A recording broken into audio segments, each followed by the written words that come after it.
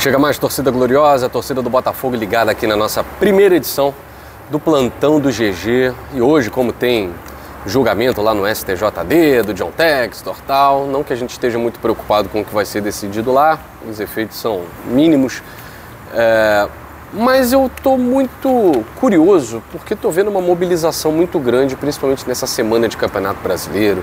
É premiação de Campeonato Paulista, é transmissão da final do campeonato, é todo mundo querendo falar sobre o assunto, tomando um partido, né? Quase que favorável à manipulação. Não, a nossa entidade precisa continuar fazendo o que ela está fazendo. O nosso futebol é muito honesto, né? Esse cidadão que está denunciando sem provas é que merece ser banido e tal. E por que esse desespero, inclusive na imprensa, para ter um posicionamento? São várias entidades, várias pessoas dando a sua opinião, basicamente fundamentada nessa tese, né, de que o futebol brasileiro está ótimo. A saúde ética do futebol brasileiro está muito bem, obrigado, não precisamos de ninguém que aponte os nossos erros. Eu vou mostrar para vocês o motivo do desespero, porque quando isso explodiu na Itália, as consequências foram graves e danosas por muito tempo. Eu vou mostrar para vocês que qualquer semelhança não é mera coincidência. É claro, falar de caso Emerson Urso, Marlon Freitas e denúncia de manipulação na Conmebol, hein? Será realmente que nunca existiu em lugar nenhum no mundo, tá? Depois da vinheta eu te conto.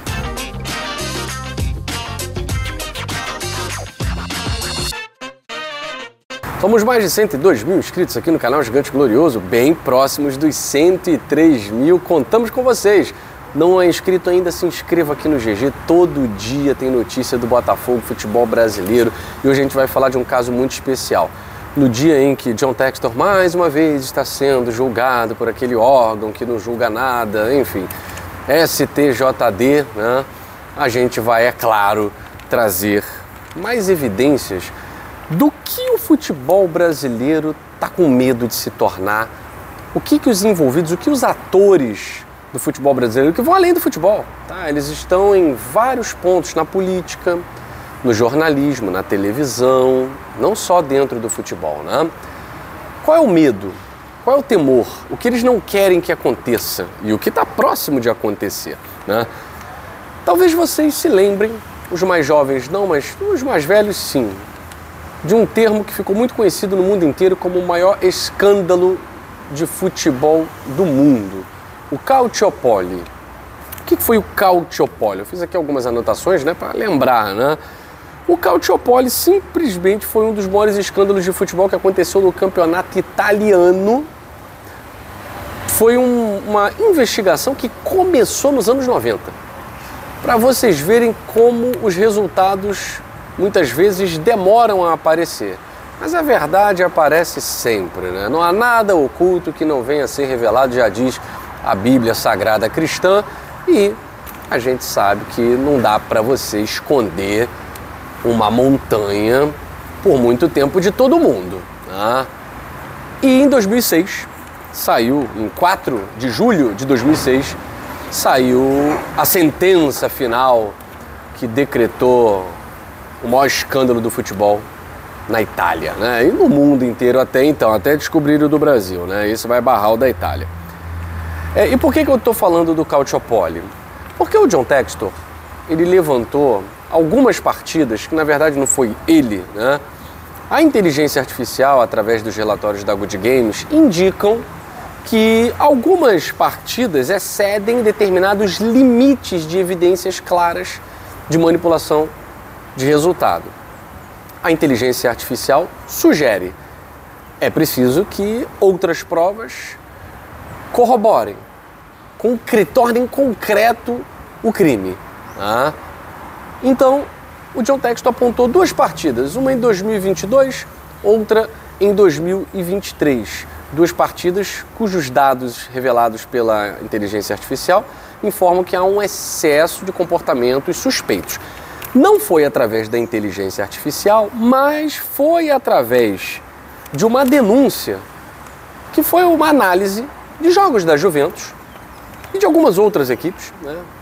Milan, Lazio, que, principalmente envolvendo resultados que beneficiavam a Juventus,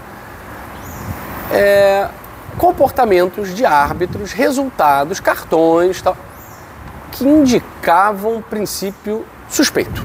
Tá? Indicavam, não a manipulação de resultados, mas indicavam alguma coisa errada ali, favorecendo demais a equipe de Turim. Tá? E aí, como havia desconfiança, que acontece muito no Brasil, né? Chefe de arbitragem vai tomar cafezinho na casa de dirigente. Diretor de clube vai se reunir no lugar tal para comer um hambúrguerzinho, tomar um conhaque, sei lá mais o quê. Começaram a desconfiar, porque o Luciano Modi, que era o diretor de futebol da Juventus, além do Antônio Giraldo, ex-diretor da Juventus, mas principalmente o Luciano Modi, né? Tinha uma relação muito amigável com o quadro de arbitragem. Muito amigável com árbitros desse quadro, e que esses árbitros, com os quais ele tinha relação muito amigável, estavam decidindo resultados. Não só da Juventus, mas também dos rivais diretos da Juventus. Né? E além do Luciano Modi, né, outros dirigentes de outros clubes também tinham uma influência menor, mas de certa forma, com o seu silêncio ou de alguma forma participando, também entraram ali na rota. O que aconteceu, cara? Simplesmente mais de 5 mil pessoas na Itália foram grampeadas, o grampo ilegal, tá? Mas políticos, pessoas do futebol, vários jornalistas, muita gente que possuía algum tipo de relação, né, foi grampeada. Mas gente de tudo que é tipo, de tudo que é lugar, que tinha qualquer relação com o futebol, com essas pessoas ligadas à Juventus. Qualquer semelhança é mera coincidência, tá? E aí, essas suspeitas de favorecimento foram confirmadas na transcrição de algumas ligações, né, principalmente envolvendo esse diretor da Juventus, o Luciano Modi, né? E o que acontece? É comprovado que 19 partidas entre 2004 e 2005 têm suspeita de fraude. Esses estudos também foram corroborados por uma universidade, na verdade duas, né? A Universidade de Londres, que com um grupo de estudantes auxiliou nessa investigação, em parceria com a Universidade de Messina, na Itália, né? Então, cara, pensa em dados colhidos através de grampo, e aí ligações, e o John Textor falou sobre isso, eu não sei como ele conseguiu esse áudio, não sei se foi igual lá na Itália, mas há suspeita de fraude porque o John Textor diz haver um áudio de um árbitro pedindo a sua propina. Tá? Qualquer semelhança é mera coincidência. Bom, depois de muito se pesquisar, de muito se falar, de muita coisa acontecer, a sentença final no dia 4 de julho de 2006 é a perda do título da Juventus da temporada 2005-2006, rebaixamento para a Série B, começando com menos 9 pontos. Então a Juventus, ela é punida diretamente com a perda dos títulos. E inclusive o Milan perdeu 30 pontos, a Lazio perdeu 30 pontos, equipes como Reggina, Arezzo também ficaram envolvidas com perda de pontos.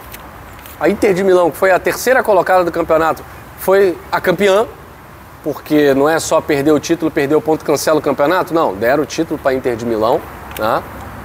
Agora, as consequências disso tudo é que conectam o que está acontecendo no Brasil hoje. Né? Ninguém está preocupado com as provas que ele tem. Muita gente está preocupada em dizer que ele não tem provas. O que não é verdade, qualquer um sabe que não é verdade. Mas é um tipo de argumento que cola, né? Conta com a burrice coletiva e é um tipo de argumento que cola. Então há uma movimentação de fazer com que a opinião pública seja domesticada através desse fator ideológico, dizendo que ele não tem provas, ele é um fanfarrão, ele quer acabar com o futebol brasileiro. A Federação Paulista, os clubes da Federação Paulista, muito inteligentemente, diferente aqui do futebol carioca, né, que não conseguem pensar um palmo além do seu cubículo, né? Eles se unem. Em torno de quê? Não sei. É para o bem do futebol de São Paulo? É para São Paulo continuar a ser beneficiado? Eles se unem, né? Você vê que eles têm o mesmo discurso, à exceção do Santos, que é sempre prejudicado. Mas eles se unem. E no Rio de Janeiro a gente não vê. Só o presidente da FERJ, mais uma vez, ressaltou a importância de relatórios, da Good Games, da Sport Radar e tal. Você vê o presidente da FERJ como a voz aí da Federação do Rio de Janeiro, na contramão dos clubes paulistas, né, de referendar a importância, sim, desses relatórios. Agora, o que eles temem foi o que aconteceu com o futebol italiano. Por isso que está todo mundo, de maneira urgente, metendo o pau no John Textor, né? Quase que dizendo, tem manipulação aqui, mas deixa assim mesmo, porque é assim que a gente gosta, né? O que aconteceu no futebol italiano? A Liga Italiana, você se lembra muito bem. Quem tem a minha idade, entre 35 e 43 anos, né, eu tenho 39, vai lembrar que quando se falava em futebol internacional, se falava em futebol italiano. Era o Calcio que passava pra gente na TV Manchete. Então, a Sampdoria campeã de 92, o Milan do Giorgio Weah, a gente tinha aquela seleção italiana de 94, conhecia quase todo mundo, porque todos apareciam na televisão, na TV aberta, né? O campeonato italiano era a grande atração. E uma grande seleção, é claro. Tinha grandes jogadores, realmente. Depois desse escândalo, a Liga Italiana perdeu valor, perdeu credibilidade e perdeu audiência. Hoje ela perde muito para a alemã, para a inglesa, para a espanhola, até para a portuguesa e para a francesa teve temporadas que a Liga Italiana estava perdendo em audiência. Olha como caiu em credibilidade. E, claro, patrocínios, né? Por que você acha que está todo mundo se doendo aí, né? Todo mundo defendendo o futebol brasileiro. Por quê? A Federação Italiana, os campeonatos dirigidos por ela, perderam vários patrocínios importantes. Uma série de patrocinadores saíram. Vai defender um campeonato corrupto? Vai botar dinheiro em campeonato corrupto? E outra, muitos clubes do futebol italiano têm ações na Bolsa. Essas ações despencaram. As ações da Juventus despencaram. Passaram a valer quase nada. E isso, de certa forma, obrigou a Federação Italiana a tomar atitude. É o que pode acontecer com o futebol brasileiro. Nós estamos à beira do abismo. Se essas provas vêm à tona, se os áudios, as outras provas, somadas da inteligência artificial, porque a gente quer mais provas, porque a gente sabe que tem. Tem CPI no Senado, tem CPI agora em tudo que é lugar, tá todo mundo querendo saber, tem várias partidas suspeitas que não envolvem Botafogo nem Palmeiras, tá? O futebol brasileiro está à beira do abismo. A Federação Italiana tomou atitudes que até hoje a gente fala na criação das ligas, profissionalização da arbitragem. Ela implementou mudanças significativas, quadro de arbitragem, segurança de dados, organização estrutural dos seus campeonatos. Nunca mais voltou a ser o mesmo. Claro, porque são danos que demoram para você simplesmente sanar. Mas tomou atitude que deveria tomar depois de muito tempo. Os dirigentes, o que aconteceu com eles? Alguns foram banidos, né? Banidos eternamente. Outros pegaram penas de 4 meses, outros de 3 anos, outros de 4 anos, né? Mas alguns deles, como esse da Juventus, foi banido do futebol. O que você quer fazer no Brasil? Quer banir quem está denunciando. Porque aí você, de certa forma, cria um medo. Como lá na Idade Média, né? Lá na Idade Média, uma postura medieval aí, desse pessoalzinho, principalmente de São Paulo, né? Que quer causar medo em quem tem provas, em quem tem pelo menos uma denúncia, né? Não, se eu botar a boca no trombone, vão querer me acusar, vão querer me banir. O John Textor não tem medo de nada disso. Ele não tem medo de nada disso. Ele sabe a briga que ele está comprando e vai continuar comprando essa briga. Agora, a gente vê um órgão como o STJD, que já tomou a sua posição e vai fazer um julgamento tão importante como formigas se ajuntando para julgar a Lua. A Lua não está nem aí para as formigas, ninguém quer saber disso. Aliás, parece muito com os julgamentos da Idade Média, né? Em que você já sabia a sentença, afinal de contas você não tem nenhum juiz imparcial. Aliás, nenhum deles é juiz, tem autoridade nenhuma, só no Brasil que existe um negócio desse, né? Então, galera, qualquer semelhança é mera coincidência com o que aconteceu na Itália e com o que está bem próximo de acontecer aqui no Brasil, né? Mas agora falando de Botafogo, finalmente acabou essa palhaçada aí de novela Marlon Freitas? Acabou? Tem que perguntar para os jornalistas que ficaram alimentando isso. Troço chato, né? Eles criaram o caos e depois encerraram o caos porque O Botafogo em nenhum momento esteve interessado em negociar o Marlon Freitas, né? Mas o empresário do Marlon Freitas ficou feliz, né? Criou uma quizumba danada para o Botafogo poder apresentar uma renovação. Deve estar feliz da vida, né? Emerson Urso, jogador que pode estar saindo do Botafogo. O Botafogo está começando a fazer algumas coisas interessantes, né? Pega um cara, valor zero, para depois vender para o futebol russo e fazer caixa. O próprio Marlon Freitas, né? Se o Botafogo vendesse para o Vasco por 15 milhões, o Botafogo tinha feito um negoção. Porque o Botafogo pegou o Marlon Freitas e não pagou nada. Assinou pré-contrato, né? Então, assim, o Botafogo está aprendendo a fazer negócio, mas não é feito de qualquer jeito. Então, se quiser levar, tem que pagar o que o Botafogo quer e quando o Botafogo quiser. Então, o Marlon Freitas fica no Botafogo, assim como o Janderson pode ter contrato renovado. E o Emerson Urso pode virar Emerson Urso Polar lá no futebol russo, né? Emerson Russo, quem sabe pode ser o novo nome dele aí. Gente, fico por aqui.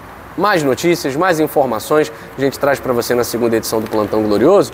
E lá no nosso canal Dois Toques, a Casa do Futebol Raiz, a gente vai voltar a falar sobre essa questão de manipulação de resultados. Tá vendo? Um vídeo bem especial para você ficar por dentro de tudo realmente. Até a próxima. Saudações alvinegras. Fui!